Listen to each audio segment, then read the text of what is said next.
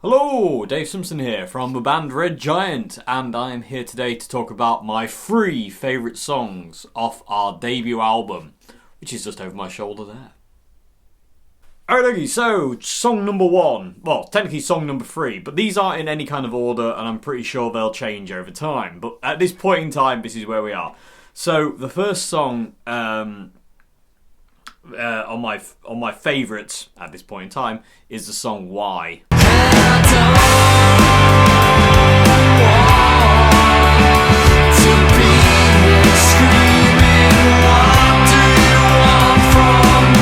So Why, I think Why will be forever and ever until I'm not here anymore. One of my proudest moments in songwriting. Because of the lyrics of that song, the vibe of that song, everything about that song to me is perfect for what I was trying to say with that song. That's really badly worded, but hopefully you understand what I mean. Like, it's really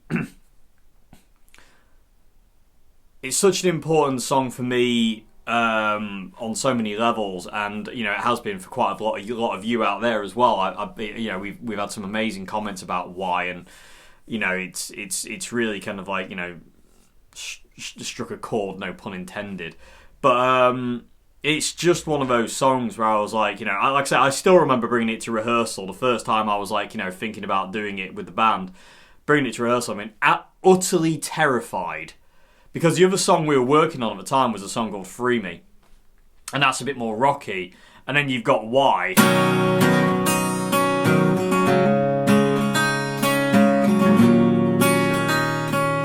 Which is a lot softer and a bit more kind of like indie rock to kind of like heavy rock.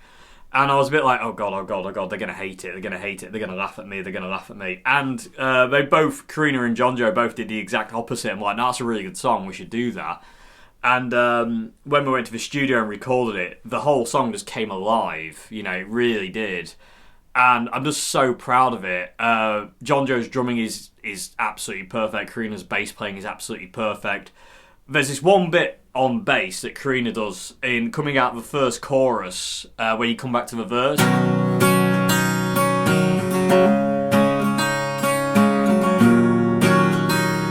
She goes...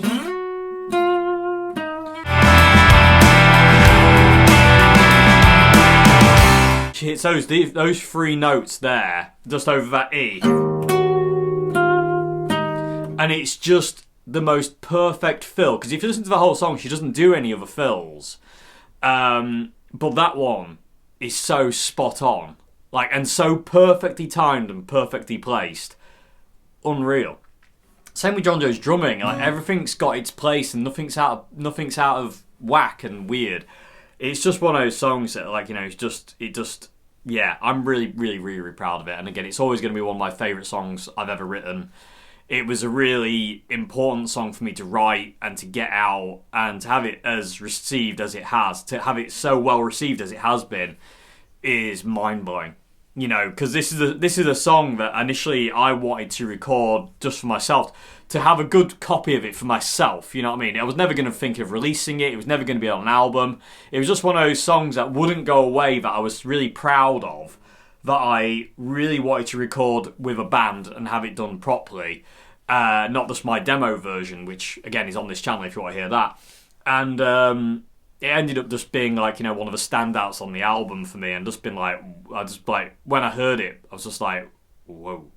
And again, it's one of those songs that makes me very, very emotional when we play it or I hear it. Because, again, it nails that feeling. To me, it really does. It nails the feeling of what what the song's about and everything about it. It's just right. You know what I mean? There are things where I'm like, oh, I wish I'd done this, I wish I'd done that, I wish I'd done this, and I wish I'd done that. Because the song's never finished, you were always like, oh, I could have done this, and I could have done that, and this could have been better, and that could have been better. You're always going to be picking apart your own songs and thinking you should have done it better, and you could have done it better. But Why really, it's very, very special. It's very, very special to me, and I know it's special to quite a few people now. And yeah, I just hope that it kind of like it can, the whole message it has can get out there, and people can find comfort in it, if that makes any sense. So Why is my third song on this list, so that's number 3. So moving on to number 2 now, and my second choice, again, these are subject to change over time, because I can guarantee, like, you know, these 3 will probably change in a year or 2 years or 3 years or next week or tomorrow. But at this point in time, my number 2 choice is Was It All My Fault? Then we fell down together, and I couldn't pick us up. Okay, yeah, so Was It All My Fault? Again, ridiculously proud of this song. I'm so proud of this guitar part.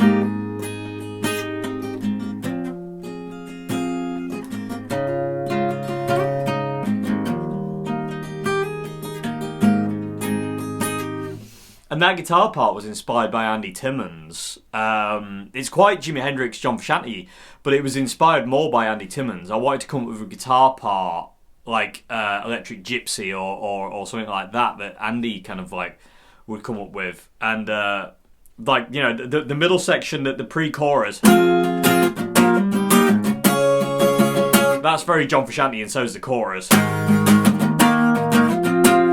You know, that's John Frusciante through and through, and but the actual main guitar lick, that's very much an Andy Timmons kind of thing. And the guitar solos,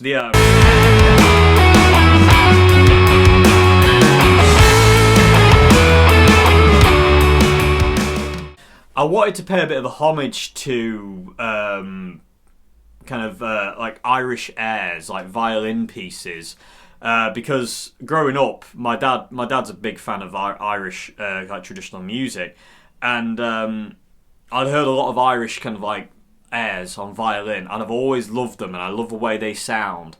And so what I wanted to do with the guitar solo is come up with something that kind of like is reminiscent of that, and kind of like took a lot of inspiration from people like Gary Moore and Thin Lizzy to kind of like come up with those melodies.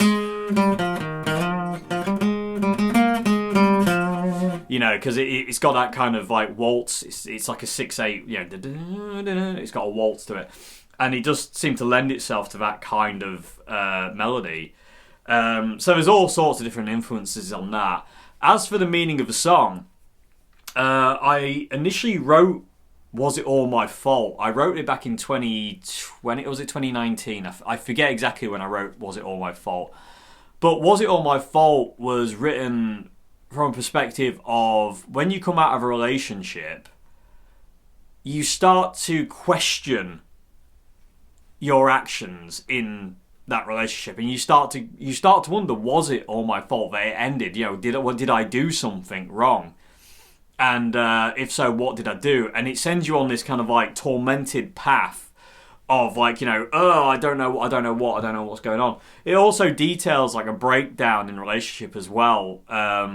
Like, you know, the second pre-chorus is, you know, we fell down together and I couldn't pick us up, and that comes from kind of like a frustration on kind of like trying to make a relationship work, even though you know it's not working, and you can't do anything about it. You know, you can both be pulling in the same direction, but if it's not working, it's not working. And it's a funny narrative, that song, because you know, it's not. It's just a hard narrative to kind of like, again, to sing at this point in time. It's very, very hard. I always find when we play this live at this point in time, my voice ends up kind of breaking, and I find it very hard to sing because I get very, very highly emotional with it. Same as Why. It really affects me on a very, very heavy level emotionally. Well, Was It All My Fault? And yeah, and it is. It's all about, like, you know, failing relationships, you know, and the end of a relationship. And like I say, you know, the first verse, I'm drowning in you and I can't breathe. I'm sinking down, so free me, please. It's like this, you need to get out because you can't breathe. It's going all wrong, and you can see it's going all wrong. Lyrically, I'm really proud of it for that reason as well. The lyrics in that song are really, really, again, they feel spot on. And again, they're written from a real place. This isn't like a narrative or anything like that, which I'm going to talk about a song in a minute that was and then wasn't. But it was written from a real place. When I wrote it, I just come out of a relationship with my ex partner Joe, who I was with for 10 years, and things have been falling apart, and we were growing very, very distant from each other. Both of us were struggling to keep it going, and was it all my fault? Kind of come from that. And when it ended, like it was one of those things of like, I was on my own. And it was kind of one of those things of like, was it all my fault? And you do that. You get into this cycle, and again, I'm there now. Of was it all my fault? It's such a poignant song to how I feel at this point in time and what's going on with my brain, overanalyzing things and just getting in a cycle of torment, really, and just kind of like crushing myself. So. Was It All My Fault's one of those songs at this point in time I'm finding a lot of comfort in.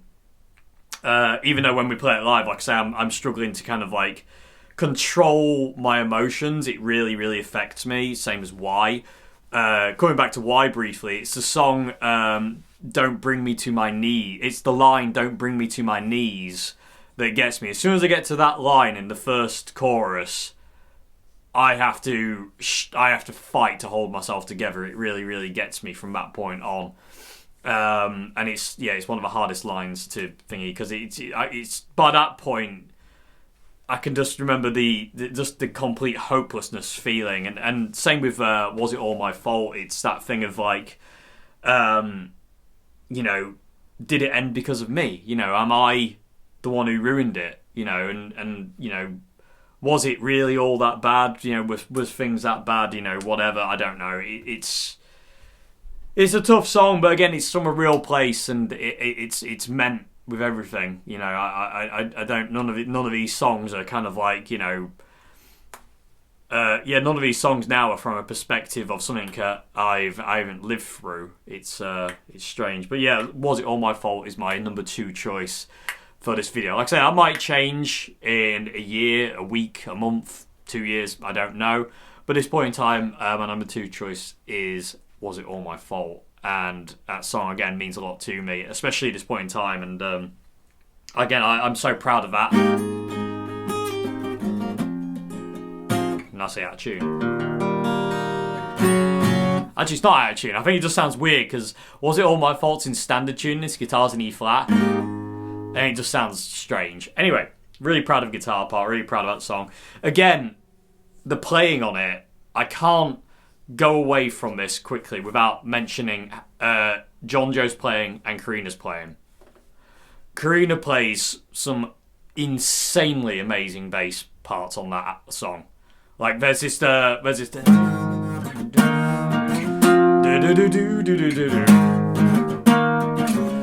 some of her fills and a bass tone and everything on that song is just spot on.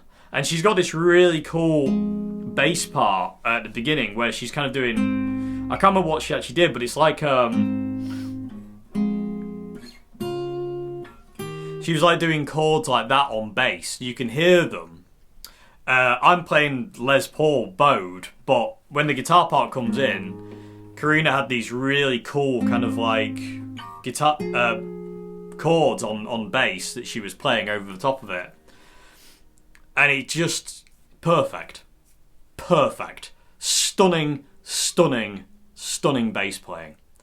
Same as John Joe, stunning drums.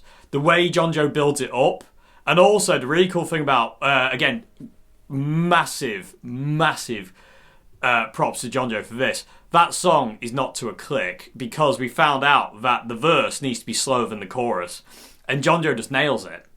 Like, when we've got this bit going on, it's one tempo, but when you get to the know, that pre-chorus, and it speeds up, and then you get to the chorus, and it's a little bit faster. Masterfully done by John Joe. Like, you know, how to ramp it up, and then bring it back down for the verse as well, the second verse. Again, insane playing. I do not have enough good words to talk about John Joe and Karina's playing on this album. They both were insanely amazing. Like, they both played like utter demons, and I couldn't have asked for any better players on the album, and they just smashed it to pieces. Just amazing playing. It really was. And so my second choice is Was It All My Fault?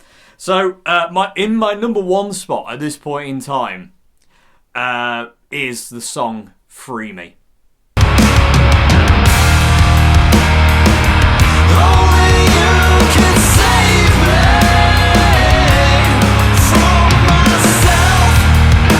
So Free Me is the first song really that I bought to Karina and John Joe for this album. Initially, we were still going by the Dave Simpson Trio at this point in time. We hadn't rebranded to Red Giant, but and we actually did Free Me a couple of times at trio gigs. We did it towards the end of last year.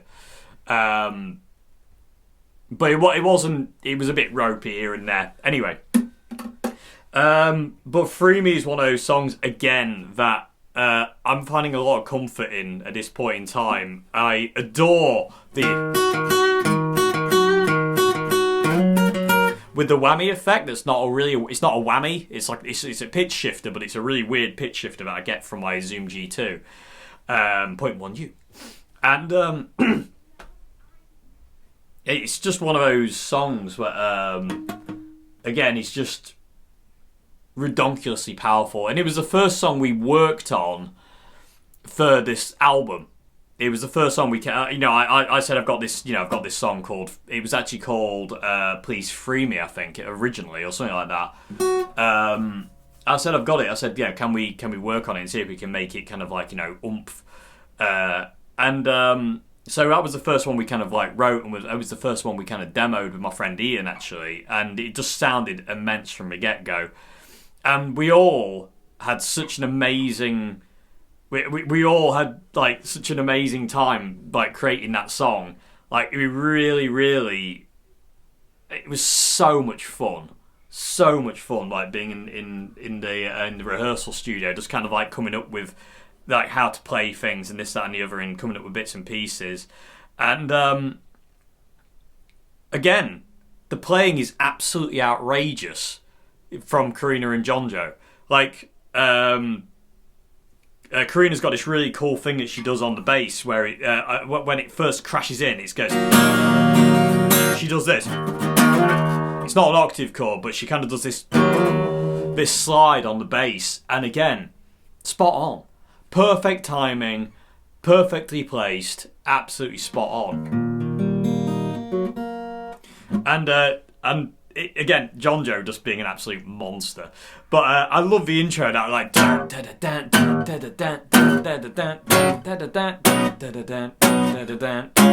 those stabs, and how kind of like it just keeps doing this, and then it breaks out into those chords.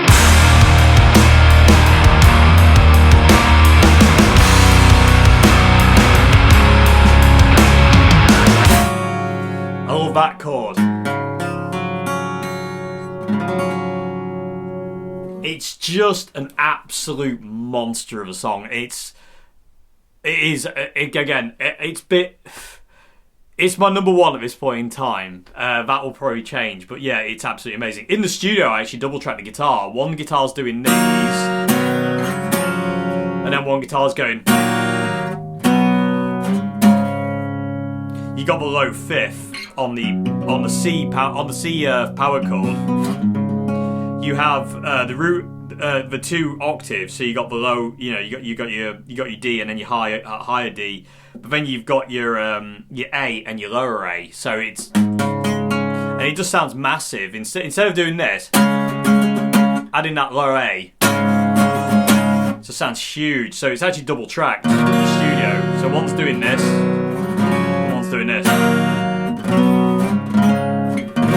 just monstrous. The middle section where I drop out blows my mind. Again, Karina came up with this fantastic bass part, which is really cool. Like, I don't actually know how she's doing it, to be honest with you. I remember watching her hand playing it, and I'm like, how's she doing that? And what is she actually doing? You know, it's one of those weird kind of things where I'm like, I can kind of hear what she's doing, but I don't know what she's actually doing. And it's a fantastic, again, magnificent piece of bass playing. Same as John Joe's drum beat in that middle section where I drop out is just insane.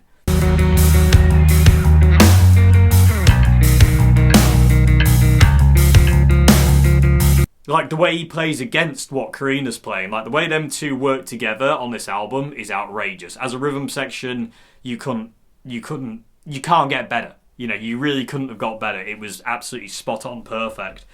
And yeah, I love John Doe's drum beat. It's like a Danny Carey thing. You know, and I think that was his inspiration for that. I mean, I'm sure when he does his video, he'll tell you exactly if Free Me is his favourite song. But if not, I might just kind of like, you know, poke him to get him to do it in another video. We do have a video coming actually where we're both going to talk about the album. But yeah, I love John Joe's drum beat in that section. He's like playing, I think Karina's, because again, it's another like 6/8 song. I think Karina's playing in 6 and John Joe's playing in 3. So it's kind of really strange, and you can hear how they're kind of like working together. And then I came back in with the...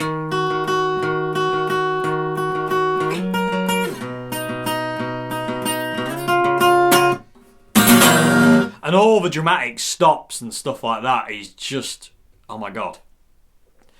This song was so much more than I ever thought it could be. It was absolutely... outrageous. It blew my mind in so many different ways. Absolutely fantastic. I love it to bits, and I love the lyrics as well. The subject matter of Free Me is really, again, massively important. Again, written from a perspective of what mine and a lot of people like me who suffer with mental health problems daily routine is. You know, and it is that idea of kind of like, you know, there's someone out there who can save you. And, you know, it's a plea. It's a complete and utter plea. Help me and free me from this. Because if you're stuck in there, it's horrible. I remember watching an interview with Chester Bennington talking about his struggles with mental health. And he said, like, that's a bad neighbourhood to be stuck in. And I totally know what he means. And Free Me's all about that. And again, first verse, only you can save me from myself. Come take my hand, lead me out of my mind. Let me feel... free from the dark inside of me. Again, that is actually a song. It's quite funny how sometimes like the song titles of this album appear in different songs. Is that the line? Oh, you can save me from myself. Come take my hand, lead me out of my mind. Let me feel free. Yeah, let me feel free from the dark inside of me. And I scream for you. Please tell me you hear me. I mean, that breaks my heart. It's getting me emotional now. Come find me, come take me by my hand. I'm alone, I'm lost, I'm locked inside my head, and you have the key. Come free me, please free me from myself. Yeah, it's getting me now. Again, like I say, all these songs are written from... well, there's actually one song which I'm going to do an honourable mention of. Which wasn't written from... It was kind of like written... Well, I'll talk about it in a sec. But this one, like Why and Was It All My Fault, written from experience. You know, this is real. You know, these aren't songs where I've come up with a narrative or a character or this, that and the other. These are songs written from things I go through or have gone through. And this one really gets me. Free Me, and it's so powerful, and it means a lot to me because, like I say, it's the first song we worked on for this album, and it was like absolutely from the get-go with like all three of us working together and pulling in that direction just sounded absolutely insane, and it's so intense, and I adore the guitar solo in that song. It's a written guitar solo, and I'm so proud of the guitar solo because again, it was one of those songs. There's quite a lot of them on the album. where I'm like, why is one of them? Was it all my fault? These guitar solos were planned out because the songs, you could easily just kind of go, oh yeah, whatever, but it doesn't work. The songs needed to be, it needed something that fit, and that.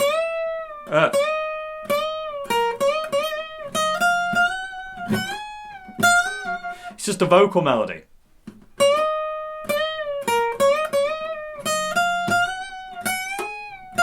Pretty much.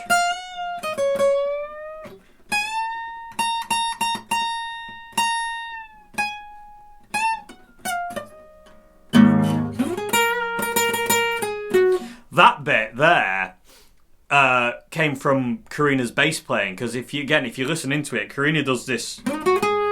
What would it be?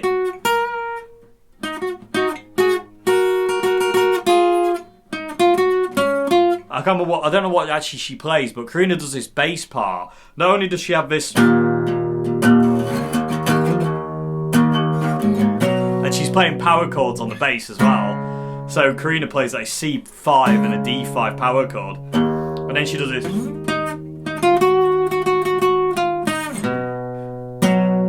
Again, stunning bass playing. But she does this thing where she goes really high. And we were driving around one day and we were listening to the band Ghost, me and Karina were, and they did this stop in a song. And there was this kind of like guitar bit. And I was like, oh, what do you reckon to doing that? And like in the middle of the Free Me solo. So like I say, when we got to the and I was like, well, what we'll do is we'll take that bass bit that you came up with. We'll stop on that. I've John Joe just go boom, and me and you will harmonise it. And then come back in. You know what I mean? And it worked so perfectly. And just again, insane. And then like obviously kind of like coming back into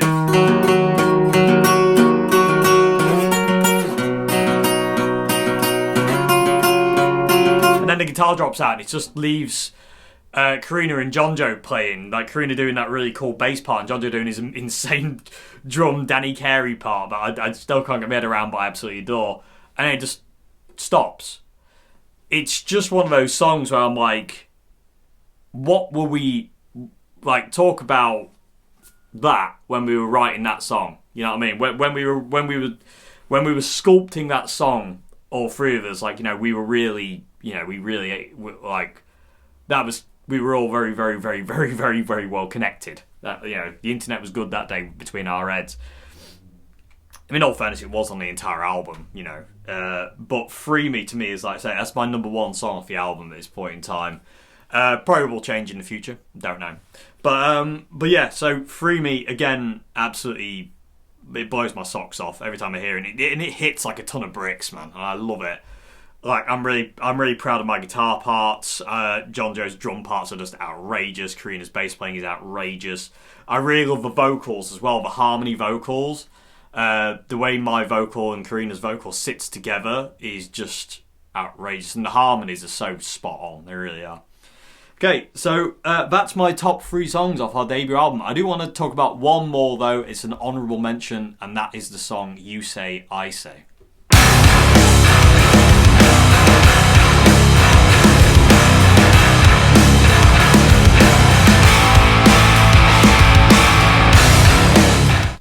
So, You Say, I Say comes from the same batch of songs of Free Me that Free Me came from. I actually released a little EP in 2020, I'm pretty sure it's 2020, and Free Me and What You Say, I Say was on that EP. It was just kind of like a little thing that I did.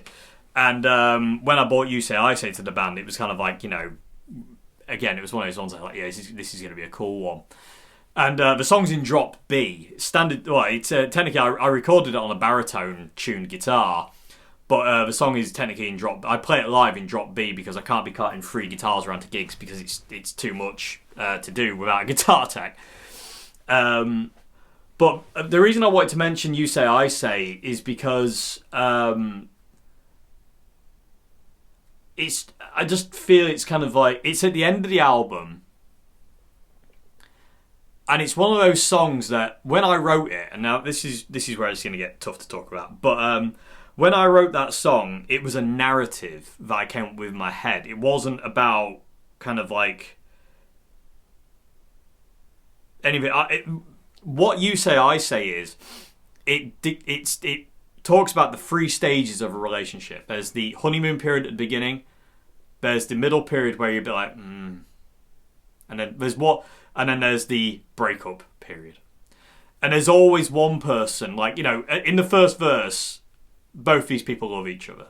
Second verse, one person's bored, the other one's trying to save it. And then the third verse, it's over, and one person goes and leaves. And John Joe blew my mind when he said, what's the last verse, the last lines of the album, what are they? And I was like, what do you mean? He goes, well, listen to them. Listen to how kind of poignant that is. And so I went and listened to it. And, listen to it. Because You Say, I Say, one of those songs where I can't retain the lyrics in my head yet. It's the only song I'm struggling with retaining the lyrics to. I keep jumbling them up in my head. But, the last lines on You Say, I Say. Right, so this would be a test for me now. Yeah, because it's the last verse is, say that you hate me, say you don't love me, say you can be without me. And then it's, I'll say I'm leaving, I'll say I'll say I love you, and I'll say goodbye forever. And that's the last lyrics on the album. And I'm going to try and hold it together now, because obviously that last verse, me and Karina are singing together, and when we recorded it, I didn't realise that, our time was coming to an end, because I didn't expect it to be coming to an end. I thought that that was it for my life. I thought I'd found somebody I was going to be with for the rest of my life. I hoped that was the way my life was going to be. This person was always going to be there. I didn't know that in 2 months later, they weren't going to be there anymore. So You Say, I Say has took on a whole new meaning. And it's not only extraordinarily heavy in its sound, You Say, I Say, and it's got a lot of dynamic shifts, which again is really important. I love dynamic shifts, like complete cut-offs. And the way that song builds, it's literally that song is like the soundtrack of my life right now, where I again, that and Was It All My Fault is just kind of like, all these songs I've spoke about really is kind of where I am.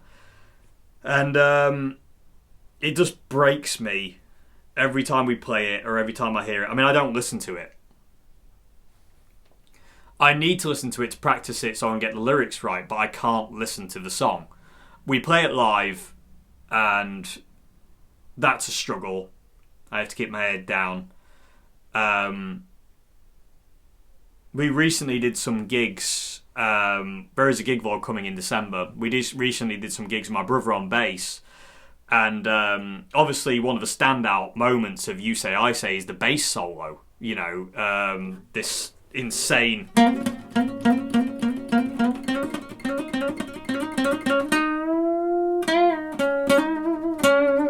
This bass solo that Karina does in the middle section is just outrageous. And I really love the fact that solo was a collaborative effort. Karina came up with the first part until the... this kind of like move, and when the chords shift to so instead of kind of what would it be? Yeah, so it's and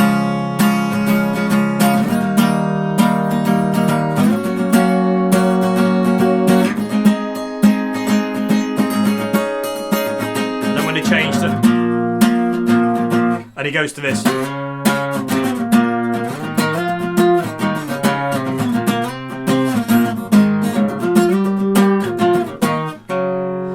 I came up with that melody part and Karina came up with the first part, and it just worked so well together. And initially I was going to double that on guitar, but we found out when we were doing pre-production for the album that like it just sounded way better just her doing it on her own. So the whole section from that bit to the melody part just worked way better with just her doing it on her own. And recently we did 2 gigs with my brother. Well, technically 2 gigs with my brother, and we did an Anderton session and we played the 100 Club. And he didn't want to do the bass solo. You know, he could do. He just didn't want to. It's not his kind of. It's not the way he plays. He's not really interested in doing it. So I did it on guitar. So I had to go back and I had to learn the bass solo on guitar. And I'm not even like it nearly broke me in half learning this solo because I'm like this. The person who's supposed to be playing this isn't playing this. You know, it's one of those moments, but. It's you know, because when we play with Kira does the bass solo, and again, just, you know, insane. But it's such a perfect solo, you know what I mean? It's just an absolutely outrageous. The way it kind of like, you know, ramps up and stuff like that, and the way it fits is just really spot on, you know.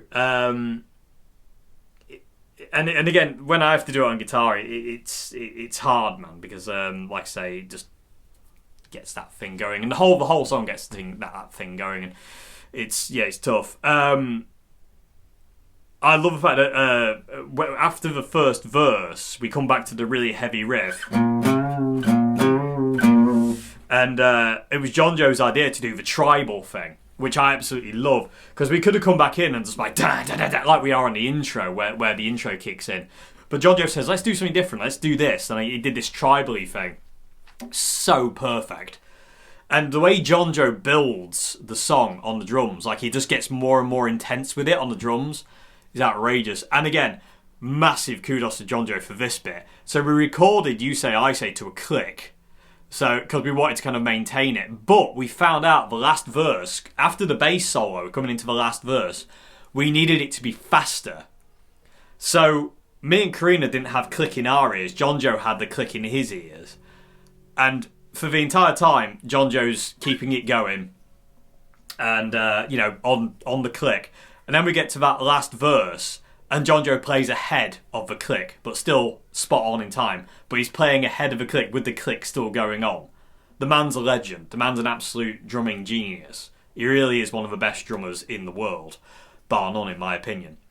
And how he did that is amazing. But you can hear it ramps up slightly in BPM, and it needed to, because when we did it at the same tempo, the song didn't kick out for the last bit. It wasn't powerful enough. It needed to power through to the end. So that last verse, say that you hate me, say you don't love me, it was really, it just ramped. As soon as John Joe sped it up, I was like, oh my god. And it makes me smile now, you know, because it's just like, you know, good lord, the man's an absolute legend.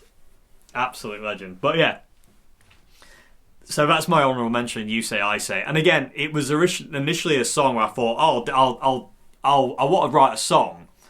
When I wrote it again, I was still kind of like getting over my relationship with Joe, my ex partner, and I was still very much in kind of like, you know, that kind of, you know, I was alone. I had a lot of time to think, and we had been through COVID and all that kind of thing. But I wanted to kind of like go through the 3 stages of a relationship in, you know, what I perceive them to be. Of like, you know, you fall in love, one person's starting to get bored, the other person's trying to save it, and then one person has to leave and the other person's just fed up of the other person. And it's one of those songs that kind of like, you know, when I wrote it, I didn't expect to have to kind of like live parts of it, not all of it, but you know what I mean, like, you know, the last 3 lines especially, you know, I'll say I'm leaving, I'll say I love you, I'll say goodbye forever. That hits in a very, very, very heavy way now, in relation to how it did when I first wrote the song. Because initially, again, I wrote it like from from an outsider's view looking in, like, you know, like a looking in view of a relationship, because I wasn't in one at the time, and now we recorded it, and especially the fact of, like, you know, obviously, you know, Karina's on it and she's singing on it with me. We're both, it's double lead vocal. It's not a backing vocal. That song's got dual lead vocals. It's like, again, I always wanted to be like, I always want vocals to be like Alice in Chains. And I adore the way a female and a male vocal sound together. Male and male vocal, yeah, it's cool, but I prefer female and male vocals. I love the way they lock together, and Karina's voice and my voice worked really, really well. And especially on that song, you can hear how well how it works. And she really went for it on that last verse, as did I, and it works so well. But because of that, it makes that song very, very heavy in more ways than one. You know, and like I say, I didn't expect to have to live that last verse, last part of that last verse, if you will, those last 3 lines.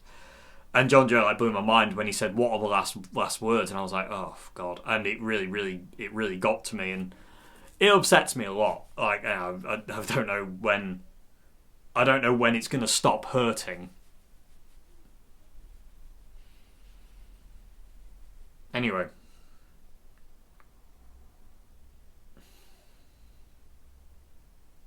Because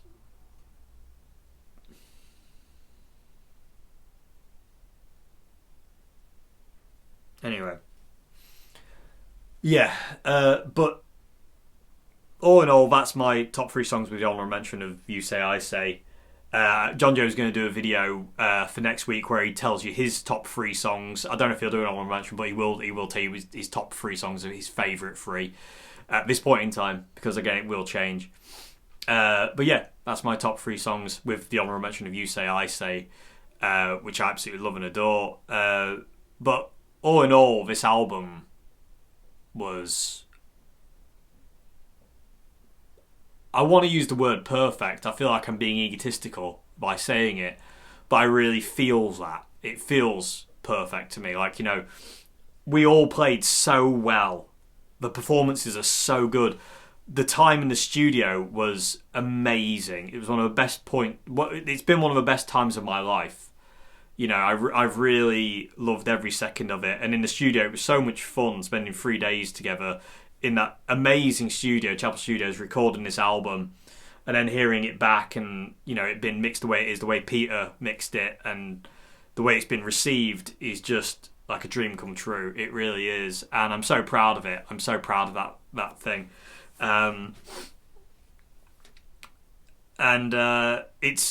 It's so bittersweet in its own way. You know, I'm sure you know what I mean by that. But, you know, the band will keep on. It will keep on. Yeah. Anyway. Thanks very much indeed for watching. I hope you've enjoyed this video. Again, like, if you haven't subscribed to the channel, please subscribe to the channel. Please leave a like, leave a comment. It really helps us out here. And if we are playing a gig near you, please come out and see us. We can't do anything without your support. It's impossible. So if we are playing a gig near you, please come and see us live. We've got quite a few gigs coming up. We'll have quite a busy year next year. We've got a tour coming next year. We're going on tour next year in May. There's going to be a lot of dates there. We've got other things planned as well. And yeah, so if you can, please come out and see us. Come and say hello as well. You know, we won't bite your head off. We're happy to talk to you. We're happy to say hello. Whatever you want us to do. You know, within reason, of course. Yeah. John Joe, I don't know about that one, but you know what I mean. And yeah, thank you very much indeed for watching, and I'll see you again very soon for another one. And if you haven't listened to the album, please do. It's on Spotify. Links in the description box below. You can also buy it at our website as well. Links in the description box below. Thank you very much indeed for watching. I'll see you again very soon for another one. Goodbye now. Well, John Joe will see you next week. I won't, but yeah, John Joe will see you next week. And then we've got a video where we're going to talk about the album as well and recording, which I'm really looking forward to doing, actually. It'd be nice to go down memory lane, as long as I don't start crying because I keep doing that. But anyway, thank you very much indeed for watching. Goodbye now. Have a good one.